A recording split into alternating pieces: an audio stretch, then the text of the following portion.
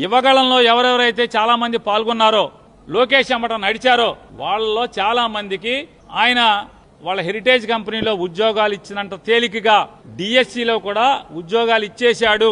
అందుకోసమే పరీక్ష అంటే చూడండి, ఎగ్జామ్ లేకుండా అంటే డిఎస్సి కానీ టెట్ కానీ ఎగ్జామ్ రాయకుండా స్పోర్ట్స్ కోటా కింద, ఆ స్పోర్ట్స్లో ఏంటి అంటే నేను మొన్నటిదాకా ఏమనుకున్నానంటే ప్యాకాట్ పెడితే ఎమ్మెల్యేలు ఒప్పుకోరు అనుకున్నాను. ప్యాకాట్లో స్పోర్ట్స్ అంటే మెరిట్ వాళ్ళని ప్యాకాట్ పోటీలు పెట్టి దాంట్లో తీసుకుంటే ఎమ్మెల్యేలు ఒప్పుకోరు. మాట నువ్వెట తీసుకుంటావే లోకేష్, చంద్రబాబు నాయుడు గారు అని ఆపారేమనుకున్నా. తీరా జీవో చూస్తే ఆ కొత్త జీవోలో 40వ ఆట బ్రిడ్జి ప్యాకాట్, దాన్ని కూడా వదల్లా. ప్యాకాట్లో బాగా పోటీ ఫస్ట్ వచ్చినా కూడా టీచర్ ఉద్యోగంగా తీసుకున్నటువంటి పరిస్థితి. అంటే అదొక క్వాలిఫికేషన్. 40వ ఆట చూసుకోండి మీరు కావాలంటే. బి కేటగిరీలో 40వ ఆట బ్రిడ్జి. బ్రిడ్జ్ అంటే ఏంటి?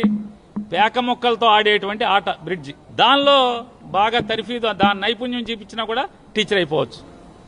ఎంత పనోళ్ళండి మీరు అసలు.